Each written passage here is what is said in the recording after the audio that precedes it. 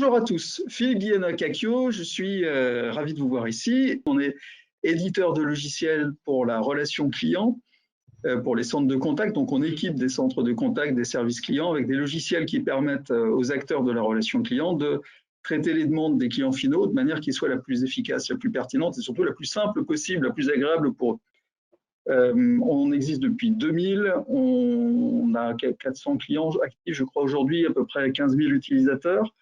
Un ensemble de partenaires avec lesquels on travaille, Alcatel, on va reparler des cabinets de conseil justement comme Atico, et on est reconnu par Gartner, enfin cité régulièrement par Gartner, Forrester, Frost & Sullivan, alors hier ou avant-hier par Marquez, dans le top 5, top 10 des acteurs, des éditeurs de relations clients à connaître, donc les majeurs du sujet. Voilà, je crois que sur Actio, j'ai à peu près fait une présentation rapide qui suffira.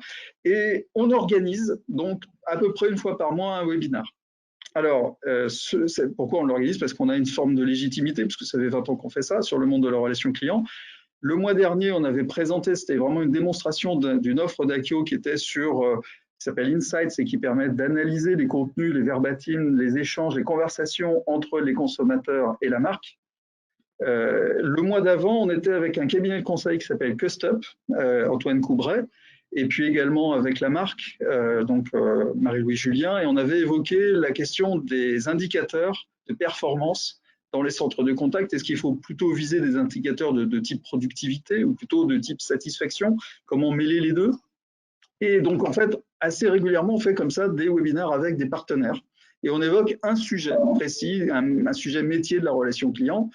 Eh ben, c'est l'esprit dans lequel va se faire ce webinaire-là ce matin. On a invité Erwan de Kergomo de Atico Conseil qui va se présenter dans un instant pour évoquer le sujet suivant qui est dans un contexte de transformation, de rapprochement.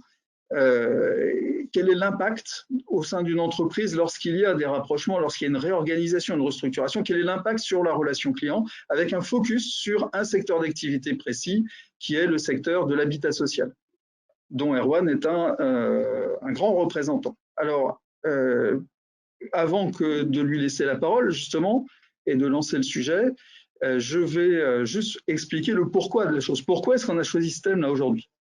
Alors, on est dans un monde où, on le sait, les entreprises, on la bougeotte. Ça bouge de plus en plus. Pourquoi? Parce que le monde lui-même change beaucoup. Il y a beaucoup de choses, et pas seulement depuis 1 an et demi avec le Covid. Ça bougeait déjà pas mal avec le digital et toutes sortes d'autres transformations en cours. Les entreprises, depuis des années maintenant, ont bien compris qu'elles devaient s'adapter, qu'elles devaient évoluer avec le monde. Et donc, elles se transforment un peu tout le temps. Donc, les cas de transformation, c'est les acquisitions, les fusions. Ça peut être les rapprochements. Ça peut être également tout simplement une réorganisation interne avec un changement stratégique, un changement de cap stratégique, un changement de modèle économique. Ça peut être également une restructuration, parce qu'on n'est pas toujours dans des situations très, très favorables.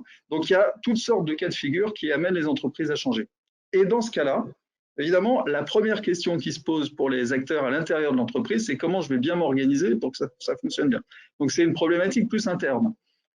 Et donc, on se préoccupe un peu moins des relations avec l'extérieur, et notamment de la relation client qui peut en pâtir. Et je vais vous donner un exemple très connu, que tout le monde connaît, je pense, c'est SFR. Il y a quelques années, et c'est encore le cas aujourd'hui, mais surtout il y a quelques années, le président d'SFR avait une fringale d'entreprises, donc il rachetait beaucoup d'entreprises, il y avait beaucoup d'acquisitions, SFR a grandi très très vite, et on peut dire que la relation client, le service client a vu sa qualité de service se dégrader, au point que la chose a été reprise dans différents médias, à commencer par 60 millions de consommateurs. Il y a eu un très gros buzz il y a quelques années, beaucoup de médias se sont emparés du sujet, ça fait vraiment un gros buzz sur Internet. Et du coup, SFR a un petit peu repris les choses en main. Mais on voit que voilà, quand on est dans une problématique comme ça d'organisation, de réorganisation, de restructuration interne, forcément, ça pose un problème par rapport à l'organisation de la relation client. Et problème, ou alors ça peut être au contraire, on peut voir les choses complètement différemment, c'est peut-être au contraire une opportunité d'améliorer les choses. Peut-être qu'on peut profiter de tout mettre à plat sur la table pour essayer de procurer au client final une expérience qui soit la plus mémorable possible, plus mémorable encore que celle qu'il avait avant. Et c'est particulièrement, je pense, le cas en tout cas, c'est une problématique qui est extrêmement prégnante dans un secteur d'activité précis, qui est le secteur des bailleurs sociaux. Alors, Erwan va nous expliquer ça plus dans le détail, mais effectivement, je pense que ce secteur est un secteur emblématique. Et donc, pour en parler, Erwan, alors pourquoi Erwan? Erwan, je dirais à titre personnel que je pense que c'est le meilleur spécialiste en France de ce secteur en termes de conseils par rapport au secteur de connaissance du métier. Évidemment, il doit être en train de rougir. Il y en a quelques autres, on va dire, qui fait partie des meilleurs. En tout cas, il a une très, très grosse expérience du sujet. Et donc, Erwan, à toi de jouer, je te laisse te présenter. Merci Philippe, bonjour à tous. Alors là, tu m'as envoyé des fleurs, je rougis effectivement, je ne sais pas si je suis le meilleur, mais en tout cas, avec aujourd'hui 50 ans, plus de 16 ans d'expérience dans le conseil, uniquement dans un seul secteur, qui est le secteur de l'habitat social, travaillant pour Atico Conseil, qui ne travaille que dans le seul secteur de l'habitat social, effectivement. J'ai quelques petites histoires à raconter, quelques expériences de ce secteur d'activité bien spécifique. Moi, j'ai commencé la carrière dans les centres d'appel et la relation client dans les années 90. Donc, j'ai pu suivre quelques évolutions quand même de ce secteur-là, jusqu'à l'arrivée de toutes les technologies multicanales digitales dont on va reparler. Et puis, petit à petit, j'ai glissé vers la qualité de service. Voilà, relation client et qualité de service sont liés, bien évidemment. Je me suis qualifié en tant qu'auditeur du dispositif label Cali HLM, qui a mis en place l'Union sociale pour l'habitat, l'USH, dont dépend voilà, la fédération des bailleurs sociaux, en fait. Je suis consultant qualité AFNOR aussi. Et puis, voilà, j'ai profité du premier confinement pour, en télétravail, faire voilà, me certifier en tant que Green Belt en management, en lean management et excellence opérationnelle. Bon, ce qui est de toute façon une suite logique du parcours de ce que c'est que la qualité de service, l'optimisation des processus. Alors, Atico Conseil, pour ceux qui, voilà, quelques-uns d'entre vous qui sont présents nous connaissent, le cabinet, donc je l'ai dit, a fêté ses 10 ans. On accompagne les acteurs du logement au service des territoires. C'est uniquement notre activité, avec 4 piliers, du conseil stratégique, c'est vous aider à construire votre vision, de l'accompagnement opérationnel, c'est sécuriser vos projets, c'est l'animation de dispositifs, notamment la bourse d'échange de logement, mais aussi la tierce maintenance applicative du système national d'enregistrement de la demande de logement social pour les bailleurs et pour les collectivités territoriales. Et puis un quatrième pilier qui est la mise à disposition d'outils pour accompagner votre transformation, d'outils ou de solutions. Voilà, comme l'a dit Philippe, au sein du cabinet, je porte toutes les missions d'accompagnement, qualité de service et relations clients depuis déjà quelques années. Alors avant de travailler dans l'habitat social, la relation client, j'ai accompagné quelques activités dans les collectivités territoriales, mais aussi la banque, l'assurance, la mutuelle, qui sont des secteurs que je connais assez bien. Voilà. Alors, tu parlais, Philippe, d'évolution dans la relation client qui touche. Oui, ça serait peut-être bien que tu commences par. Alors, j'ai deux questions en une, Erwan, pour commencer. La question, c'est est-ce que tu peux nous parler de ce secteur particulier, hein, c'est très spécial, l'habitat social. Il y a une question aussi de mission, de raison d'être, et puis la raison pour laquelle toi, à titre personnel, tu t'y es attaché, puisque ça fait des années que tu y travailles. Voilà, c'est effectivement deux questions en une, mais probablement elles sont liées. Oui, alors je vais pas refaire l'histoire de l'habitat social depuis les habitations à loyer modéré et voilà des années du début du siècle dernier. Mais peut-être se concentrer un peu sur les 20 ou 30 dernières années qui ont vu quand même beaucoup évoluer ce secteur d'activité. Je vais d'abord répondre à ta question, pourquoi je m'y suis attaché, pourquoi je suis rentré dedans. Je suis rentré dans ce secteur d'activité par le biais d'abord de la qualité de service, en fait. C'est par l'expérience du cabinet précédent dans lequel j'étais, qui s'appelle Aviso Conseil, qui est spécialiste de l'enquête de satisfaction et qui a répondu aux besoins du secteur d'activité de l'habitat social en 2003, quand au congrès, chaque année, il y a un congrès des bailleurs sociaux qu'on appelle le congrès HLM. Et en 2003, ça se tenait à Lille, je crois, de mémoire, l'USH a demandé à ce que tous les bailleurs sociaux réalisent une enquête de satisfaction client et que cette enquête devienne obligatoire tous les 3 ans. Notre cabinet Aviso était bien implanté déjà sur ce secteur d'activité et a profité de cette obligation, si tu veux, pour évidemment engranger une part importante de clients et de parts de marché.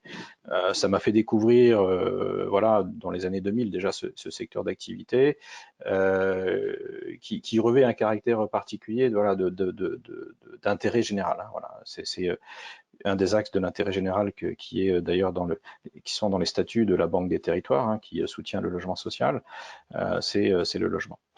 Et le fait que ce soit du logement social m'intéresse aussi parce que j'y ai vu, voilà, une activité, alors pas forcément lucrative, une activité au service de l'intérêt général. Et voilà, quand vous avez voilà, 40 ans, 45 ans, voilà, on se pose des questions parfois sur sa carrière, on se dit, bah oui, il faut peut-être que finalement, si je pouvais travailler pour un secteur d'intérêt général, ça serait peut-être plus profitable pour donner un petit peu de sens à mon expérience professionnelle.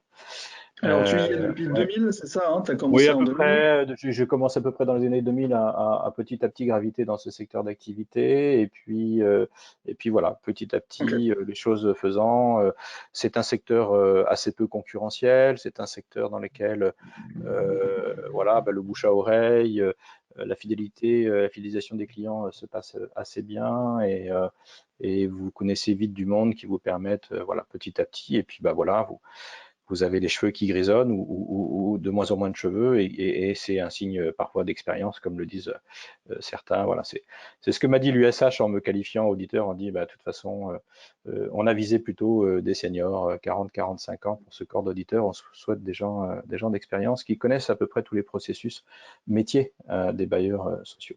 Alors là, tu Alors, parles de l'USH, tu cites un certain nombre de sites. Bon, est-ce que tu peux nous dire qui sont les grands acteurs de ce secteur, comment il est organisé?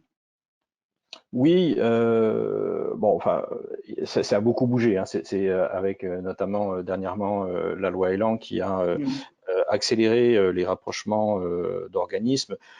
Bon, est-ce que le gouvernement, au final, vise ce qui s'est fait avec les mutuelles il y a une quinzaine d'années, hein, avec un rapprochement, avec des acteurs qui se veulent, qui doivent être de plus en plus gros pour faire face voilà, au changement du monde actuel. Euh, Quand on lit les attendus de la loi Elan, qui oblige les bailleurs de moins de 12 000 logements à se rapprocher pour concevoir soit une société de coordination, soit une fusion qui leur permette d'atteindre ce seuil critique fixé par la loi, on voit bien la volonté de réduire le nombre d'acteurs et d'avoir de fait des acteurs avec une assise sur le territoire plus importante et puis je pense un socle financier aussi peut-être qui leur permet de réagir aux enjeux aujourd'hui, à la fois des enjeux de réhabilitation des logements, hein. Une grande partie du parc du logement social a aujourd'hui plus de 40 ans. Hein. Quand on prend l'historique du logement social, il y a eu une très très forte poussée de la construction dans les années 70 à 80. Et donc vous avez aujourd'hui un grand nombre de bailleurs qui se retrouvent avec un patrimoine vieillissant, avec des enjeux assez forts de réhabilitation, et donc ce qui nécessite des enjeux financiers importants. Certes, elles vont trouver du financement auprès de la Banque des Territoires. Néanmoins, voilà, on voit bien cette volonté du gouvernement à la fois de créer ces structures un petit peu plus grosses avec lesquelles elles peuvent avoir plus de prise de négociation. Et on va retrouver maintenant voilà, des entités comme Action Logement, comme la filiale de la Banque des Territoires CDC Habitat, des gros groupes finalement un peu capitalistiques, mais qui vont drainer un grand nombre et qui vont avoir un grand nombre de filiales pour offrir à leurs filiales les moyens de mettre en place des politiques de service. Si je prends l'exemple d'Action Logement, qui finalement a dans son groupe a créé sa filiale Action Logement Service et permettre ainsi de décliner un certain nombre de politiques ou de stratégies vers ces filiales et de leur proposer les moyens d'arriver à ces politiques. Donc ça, c'était l'objectif dès le départ de la loi Elan, hein. C'est en fait, si je résume, c'est concentrer les acteurs de façon à ce que ils puissent mettre en place des services mutualisés, en quelque sorte, une mutualisation des moyens de Tout à façon fait. à être à la fois plus pertinent et être un interlocuteur plus crédible par rapport au gouvernement. Tout à fait. Alors évidemment, comme on ne pouvait pas imposer à ces acteurs de fusionner juridiquement, il a été créé une petite subterfuge qui s'appelle la société de coordination, qui est une sorte de coquille juridique vide qui va permettre voilà, de dire on coordonne les efforts de plusieurs bailleurs au sein d'une société de coordination. On peut ainsi faire la somme du nombre de logements qu'ils gèrent et prouver qu'on est au-dessus des 12 000 logements. Néanmoins, la loi a quand même prévu que dans ces sociétés de coordination, il y a un certain nombre de services à offrir et de services à mutualiser. Bon, notamment sur par exemple la péréquation financière, les échanges financiers, le prêt financier entre plusieurs membres de la société de coordination.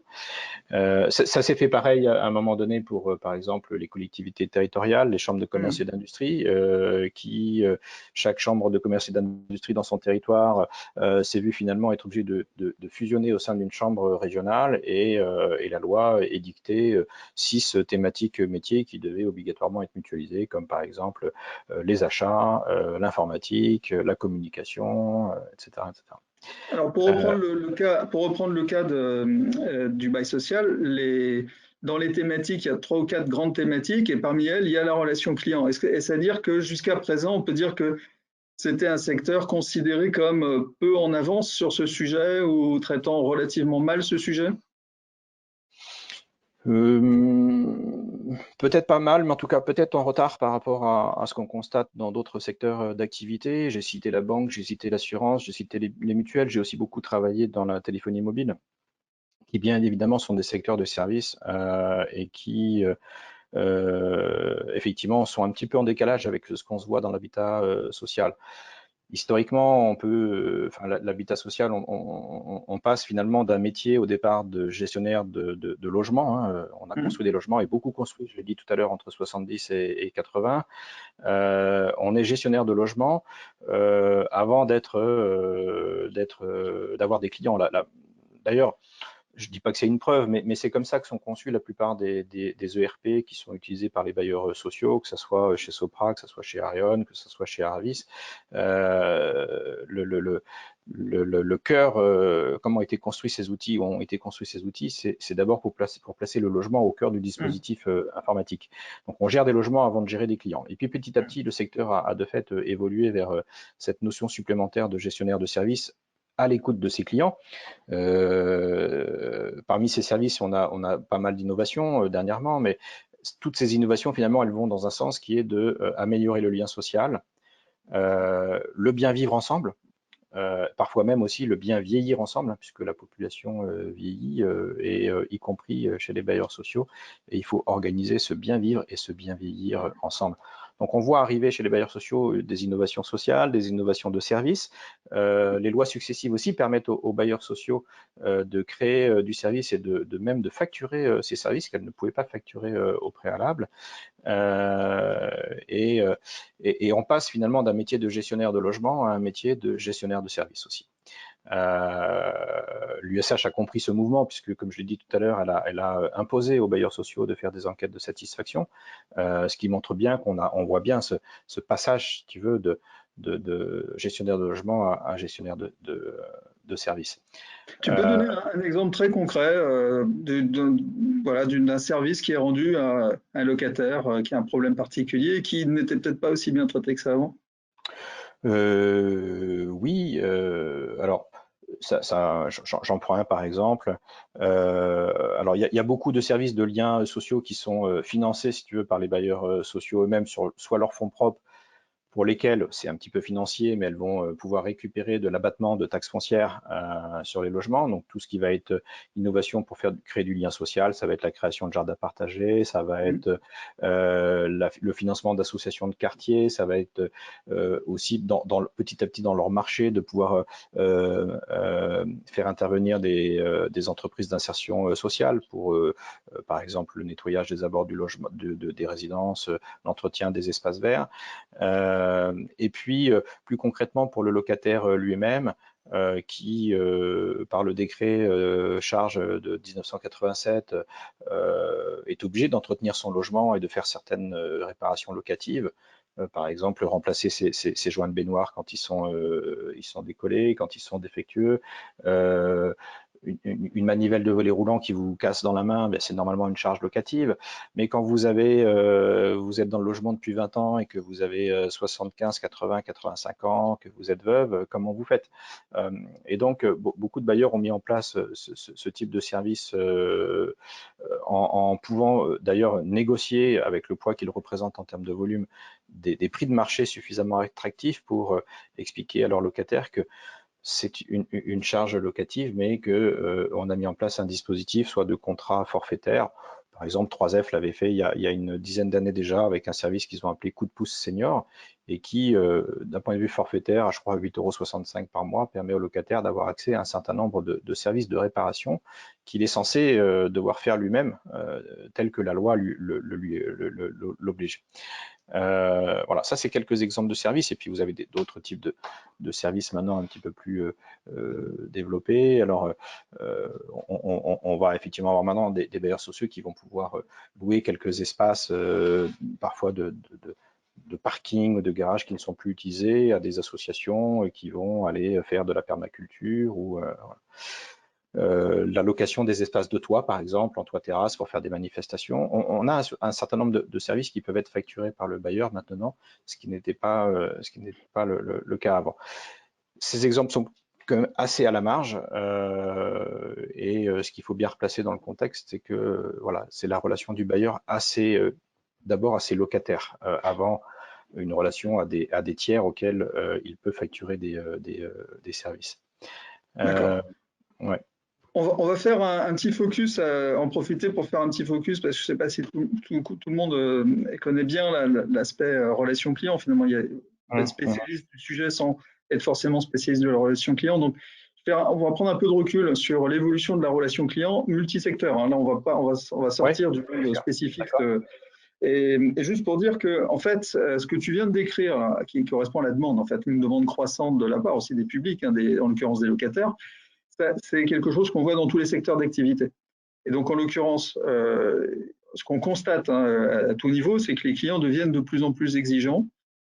Pourquoi ? Parce qu'on est dans une société de la satiété. Tous les produits sont relativement facilement accessibles aujourd'hui. Ce n'était pas forcément le cas avant.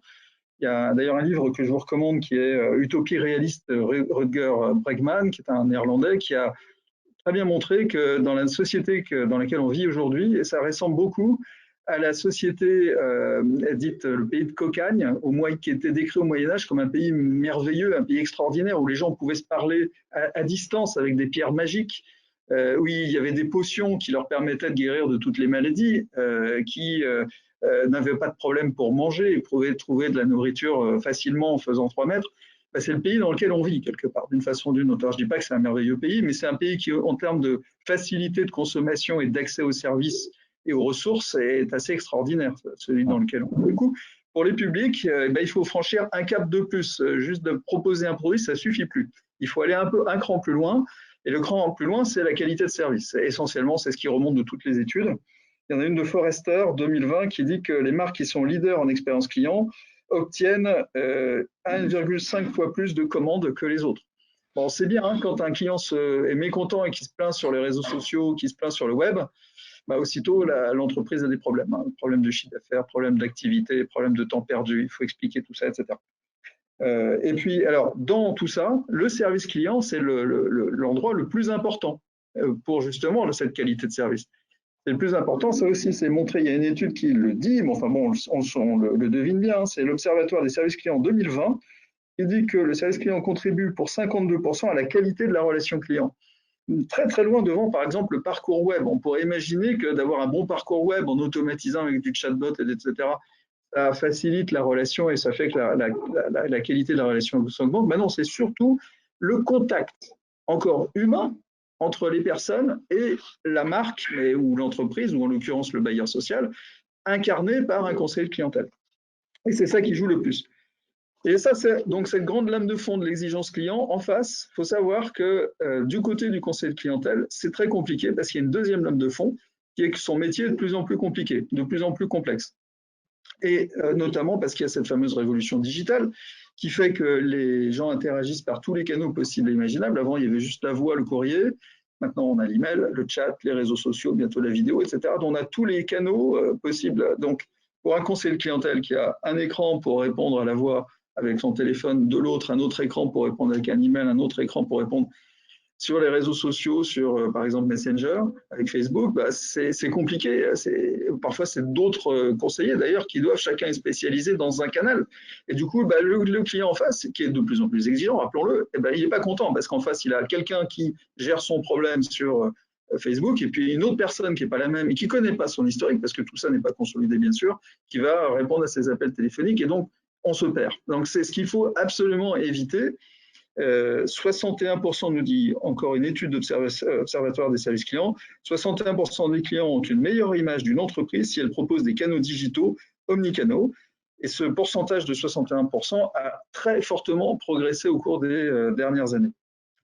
Voilà la thématique générale autour de la relation client, l'évolution de la relation client de ces dernières années. Donc, ce qu'il faut retenir, c'est on a d'un côté des clients, donc des locataires, si on revient maintenant au monde du bail social, de l'habitat social, on a des locataires qui sont de plus en plus exigeants et qui ont de plus en plus de demandes et de besoins. Et puis en face, ben, organiser ça bien en face, c'est compliqué, et en particulier encore plus compliqué quand on est dans une procédure de transformation, de rapprochement, de mutualisation des besoins. Est-ce Oui, que tu es d'accord avec ça? avec des écarts qui peuvent exister quand deux bailleurs se rapprochent et qu'ils n'ont peut-être pas la même, déjà au départ, politique, qualité de service, qui n'ont pas la même organisation de leur proximité, un qui va être beaucoup plus en proximité avec des agences, un autre qui va être beaucoup plus centralisé. Ça interroge un petit peu quand ces rapprochements se font, quid de la relation client. On parlait de cette évolution et elle s'accélère et elle est prégnante dans ce secteur-là. Je concluais hier une mission en faisant un point avec un établissement public territorial de la région parisienne, un des EPT avec lequel on a travaillé pour la fusion de deux de ces offices publics de l'habitat. Ça y est, le décret qui voilà, autorise la fusion a été publié. On était content de faire cette réunion de clôture de la mission et le directeur des services nous disait, mais finalement, pour un établissement public territorial, le secteur de l'habitat social, parmi les autres politiques que gère un établissement public territorial, le secteur de l'habitat, c'est un secteur qui bouge le plus et qui est de plus en plus qui se complexifie. Alors ces rapprochements amènent des évolutions et effectivement des évolutions à la fois dans la relation client et aussi dans la qualité de service. Tu évoquais le monde du digital de plus en plus prégnant. Moi, je le vois, je suis aussi à titre personnel président d'un conseil d'administration d'une caisse de crédit mutuel. On a eu, il y a pas longtemps, un séminaire sur la révolution numérique, montrant comment il a touché le secteur bancaire, et notamment pour faire face aussi à la crise sanitaire, fermeture d'agences, des baisses de visites dans les agences, donc passage en rendez-vous en visio, prédominance du mail dans les échanges. Donc ça aussi, la crise sanitaire a accéléré ce que tu évoquais tout à l'heure de modification de la vision multicanale de la relation client. Et tu as cité beaucoup d'études, moi j'en ai une autre en tête qui dit que d'ici 2055, 50% des activités réalisées aujourd'hui par des hommes seront demain automatisées. C'est un rapport de McKinsey. Bon, 2055, c'est encore un petit peu loin, moi je serai déjà à la retraite, mais cette accélération du digital, elle risque, à mon sens, quand même de laisser de côté un certain nombre de locataires dans le parc social. Alors effectivement, vous êtes comme mes enfants, 23, 21 ans, 8 heures par jour ou 15 heures par jour devant votre téléphone et vous commandez tous les jours un colis sur Amazon et vous êtes le roi de l'Instagram et autres réseaux sociaux. Cela dit, c'est pas le cas de tous les locataires dans le monde de l'habitat social, faut pas croire.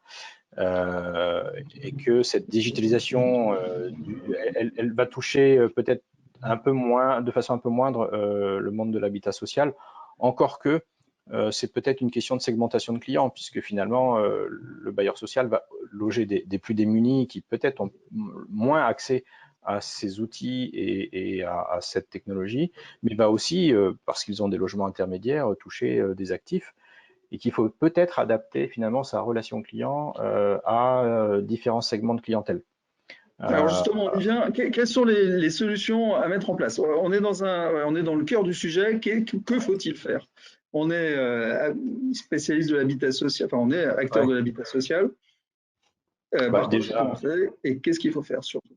voilà, déjà la plupart de nos clients au départ viennent nous voir en disant finalement avec le recul, il faudrait que je fasse un petit état des lieux, un diagnostic de ma relation client. Comment est-ce que je l'exerce? Est-ce que finalement ce que je fais correspond aux attentes de mes locataires? Alors, c'est pas parce qu'on fait une enquête de satisfaction de tous les 3 ans qu'on arrive à comprendre pertinemment quelles sont les attentes des locataires. Il faut aller un petit peu au-delà. Il faut parfois organiser, comme on le fait, des groupes de parole avec les locataires. Il faut les écouter. Il faut faire du qualitatif pour comprendre quels sont les besoins d'évolution. Il faut peut-être aussi travailler sur la segmentation de sa clientèle et de se dire, ben, on peut avoir des stratégies différentes en fonction de segmentation de clientèle, ce qui n'est pas une chose très habituelle hein, pour les bailleurs sociaux de faire de la segmentation de clientèle. Ils n'en ont pas beaucoup l'habitude. Hmm. Alors, ça commence à se faire parce que dans le processus de parcours du locataire, quand on va de l'entrée à la sortie du locataire, il y a ce qu'on appelle donc la gestion de la demande de logement social. Avant d'être locataire, vous êtes demandeur de logement et vous pouvez attendre plus ou moins longtemps en fonction du territoire sur lequel vous êtes. En région parisienne, peut-être qu'il faut attendre 5 à 6 ans en moyenne, alors que je vois l'exemple de ma sœur en région Bretagne, sur un territoire un peu détendu, qui, en l'espace de 6 mois, a eu 2 propositions de logement. Donc, Là, j'ai tu perdu parlais de mon fil. segment, c'est plutôt la Oui, cible. voilà. Donc, En l'occurrence, c'est plutôt là, tu segmentes par le logement, mais c'est plutôt la On segmentation segmente par la personne. les exercices de segmentation auxquels on commence, enfin que les premiers bailleurs ont commencé à faire. Elle se fait d'abord elle peut se faire sur l'âge, elle peut se faire sur l'ancienneté dans le logement, elle peut se faire sur des questions, sur des critères de revenus par rapport à des plafonds, euh, et, et, et si bien que en parallèle, pour ce système de gestion de la demande sociale, il y a, enfin, la loi a mis en place la réglementation. Alors, ça devait passer en fin 2021, ça a été repoussé en 2023, mais des systèmes de cotation de la demande qui permettent finalement d'attribuer plus ou moins de points aux demandeurs de logement, un peu comme le fait la banque quand ils font une cotation de leurs clients en fonction de plusieurs critères pour déterminer si vous êtes en A, B, C, D, E ou F, mauvais payeur. Oui, on peut segmenter, je pense, en fonction de la segmentation client, adresser des stratégies de relations clients différentes. Mais pour Quoi, par répondre exemple? euh, Parce que dit comme ça paraît un petit peu, comment dire, pas très politiquement correct. Ça veut dire que tu as des bons clients et des mauvais clients. non, ça veut dire que tu as des clients, enfin, oui ou non, mais alors effectivement, il n'y a pas de bons ou de mauvais clients. Il y a chez des bailleurs des clients qui, par exemple, qui payent pas leur loyer, mais Oui, effectivement, c'est des je clients préférerais, mauvais. voilà, mais je préférerais plutôt, en termes de segmentation, travailler sur, par exemple, la notion de l'âge Hmm. et de se dire, on va pas peut-être avoir une même stratégie de la relation client avec des seniors qu'avec des actifs. Je suis Ouais. senior retraité, veuf, isolé. C'est pas la même relation client qu'on doit développer avec peut-être la tranche des 30-45 ans, 30-50 ans, actifs. Voilà. Et, par exemple, ça a été pour les bailleurs sociaux qui étaient déjà équipés d'un centre de relations clients de se dire, puisque le flux d'appels a baissé pendant le confinement, le flux d'appels entrants, on a pu organiser des campagnes d'appels sortants. Les outils de mon centre de relations clients permettaient d'avoir un moteur d'appels sortants pour faire des campagnes et d'être attentif aux personnes isolées, aux personnes âgées, et d'aller appeler pour savoir, voilà, faire du lien social. Alors, ça avait déjà été fait par les plans canicules depuis donc 2013.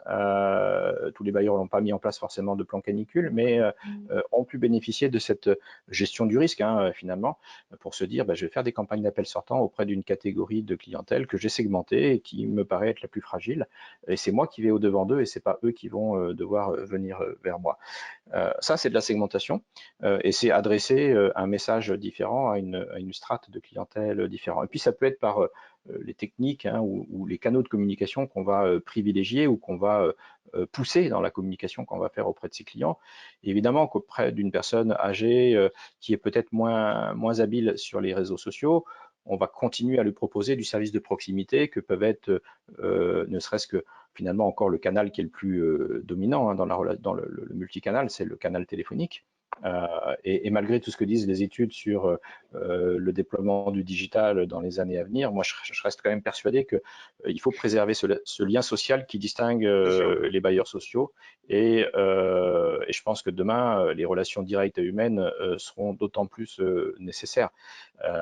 Donc, on peut citer beaucoup d'auteurs, mais effectivement, il y a quelques auteurs aussi qui mettent à mal cette digitalisation et qui en reviennent à des fondamentaux, non pas de décélération, mais en tout cas du lien social.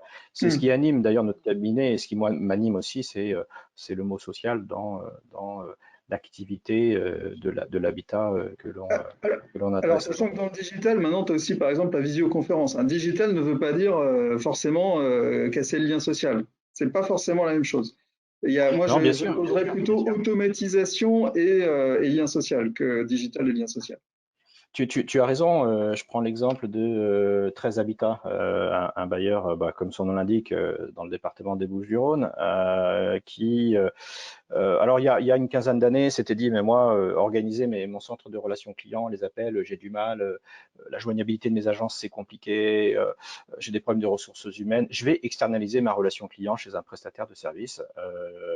Donc ils ont eu une bonne expérience pendant une douzaine d'années, et puis récemment, ils ont décidé de refaire un marché dans lequel ils ont voilà, demandé un certain nombre d'optimisations du multicanal dans la relation client offerte par le prestataire de service, et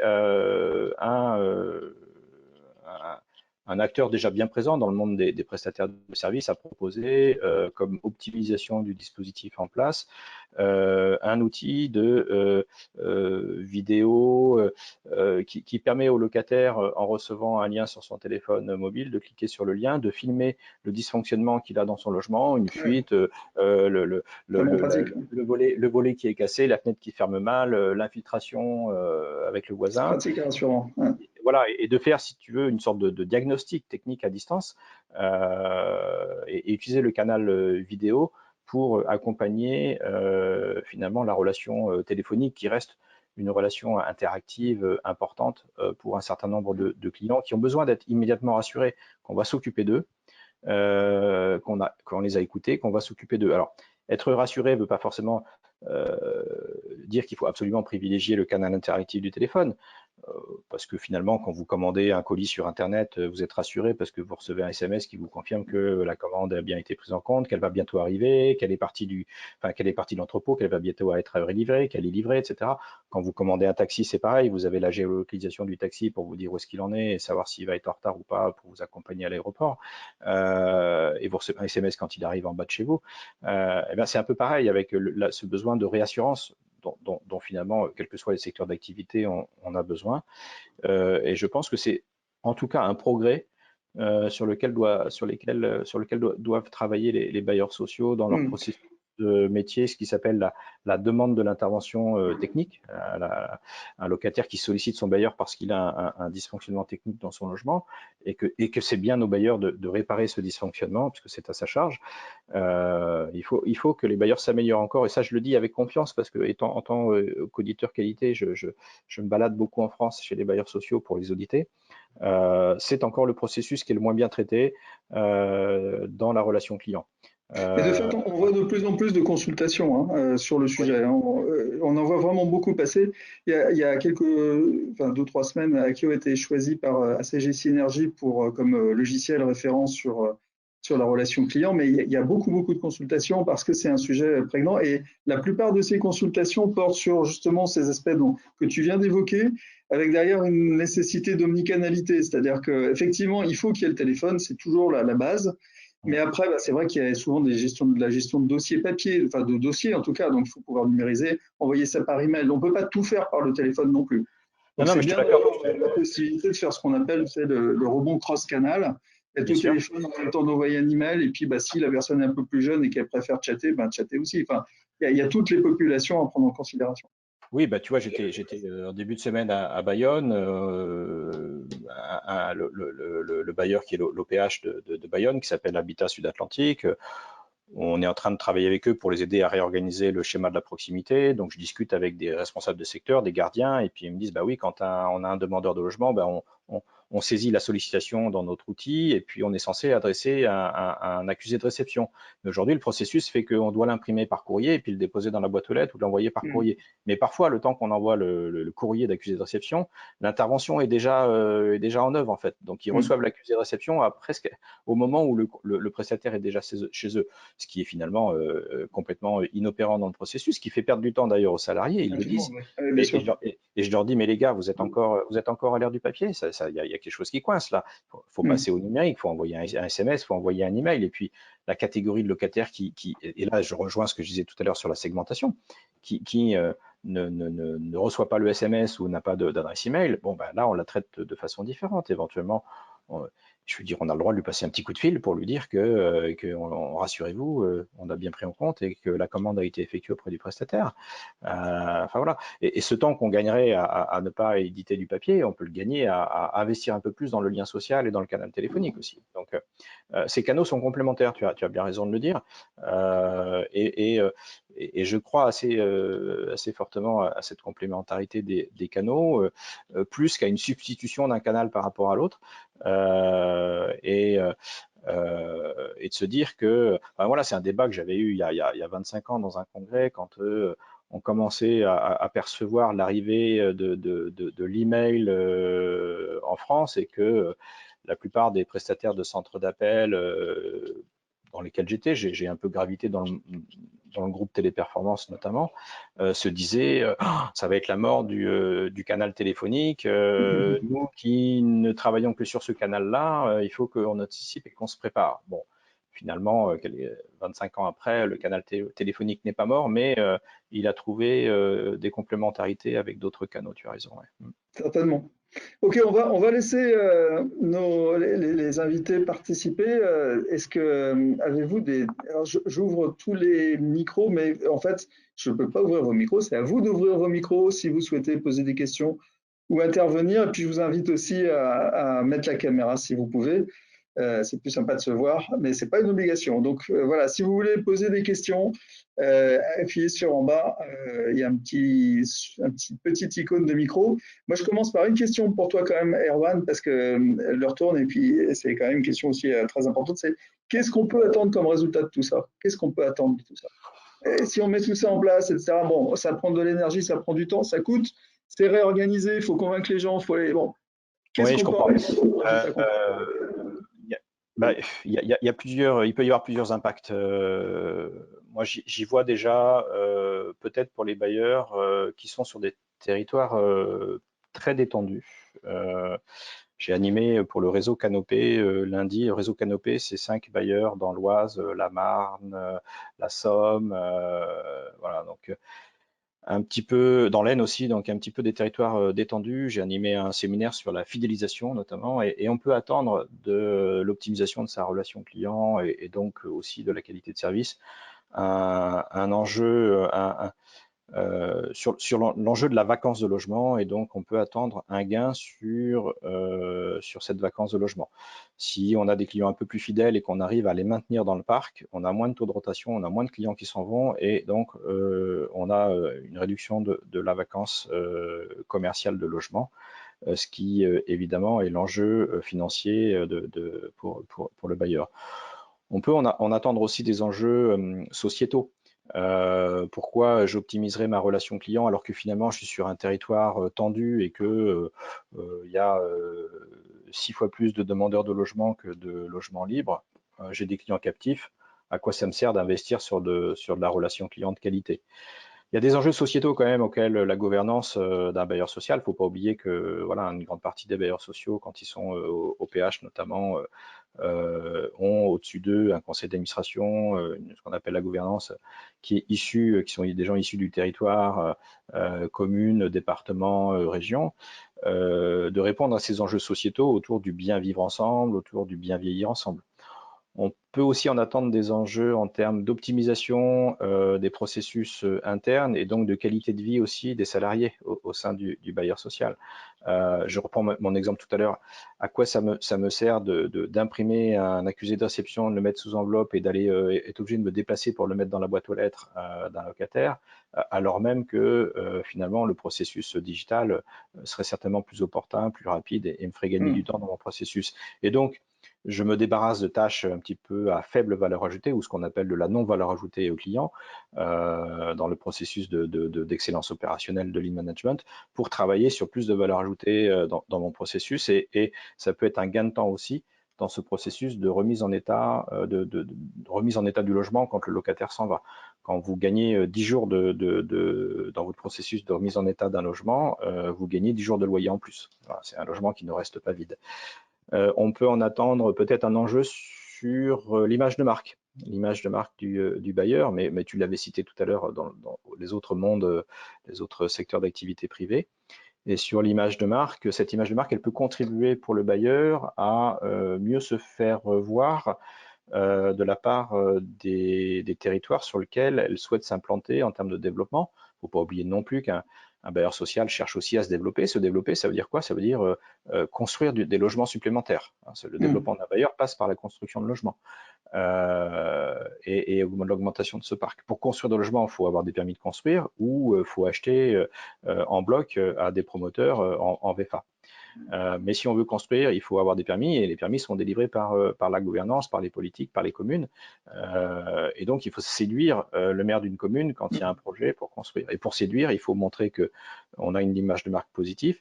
Ça tient d'ailleurs, par exemple, ce qu'on appelle le Net Promoter Score. Dans les enquêtes de satisfaction des bailleurs, il y a quelques prestataires de satisfaction qui vous calculent le Net Promoter Score. Hein, c'est le nombre de locataires qui vont dire du bien de vous par rapport à vos détracteurs.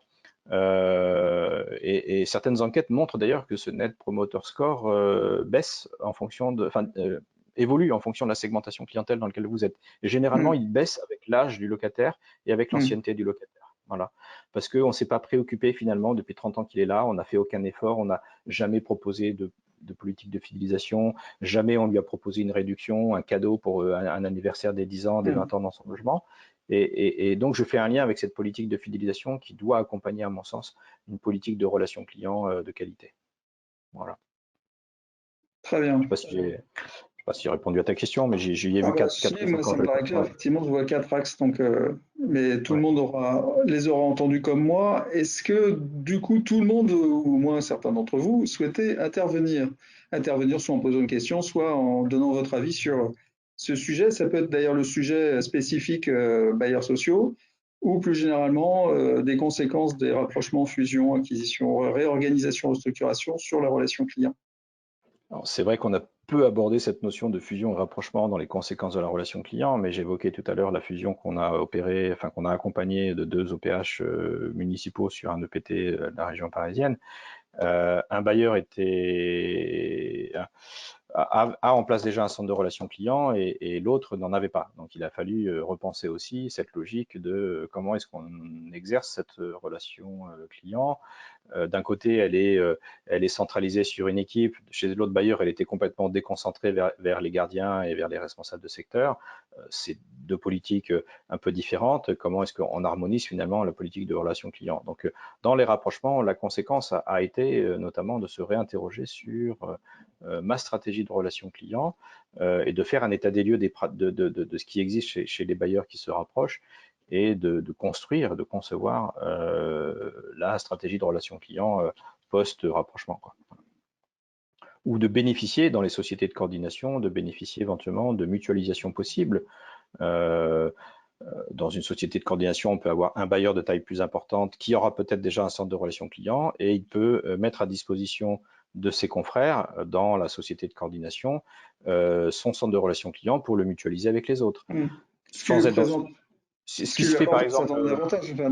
Oui, bien sûr. Ce qui se fait par exemple dans le groupe ICF, on a parlé de groupes verticaux tout à l'heure, le groupe ICF qui est la filiale logement social de la SNCF. L'entité parisienne, la Sablière, crée son centre de relations clients il y a quelques années. Et puis petit à petit, devant finalement les moyens mis en œuvre et l'excellence auquel ils arrivent, eh bien, on mutualise ce centre de relations clients est mutualisé pour les autres filiales de ICF. Simplement, le personnel et salariés de ICF, la filiale parisienne La Sablière, logés dans les locaux Paris 10e de La Sablière, mais mutualisés pour l'ensemble des filiales. Voilà. Donc, on trouve aussi ce schéma-là possible dans les rapprochements notamment. Très bien. Eh ben, j'espère que tout cela vous a inspiré, que ça va vous inspirer de prendre contact avec Erwan ou moi, ou les deux. Pour ça, on va vous adresser le replay, le lien vers le replay de ce webinar, et puis avec nos coordonnées complètes. On est évidemment à votre disposition pour toute question par la suite. J'espère que vous avez passé un bon moment. Enfin, en tout cas, moi, j'apprécie toujours Erwan, son esprit de synthèse et puis sa grande expérience du sujet. Merci beaucoup, Erwan. Merci à vous. Et puis, on vous donne rendez-vous, donc, alors peut-être pas dans un mois, ce sera plutôt à la rentrée pour le prochain webinaire, je pense. Mais peut-être je me trompe, peut-être on a prévu quelque chose en juillet. On vous dira ça très prochainement, en tout cas. À très bientôt. Merci beaucoup. Merci, au revoir tout le monde.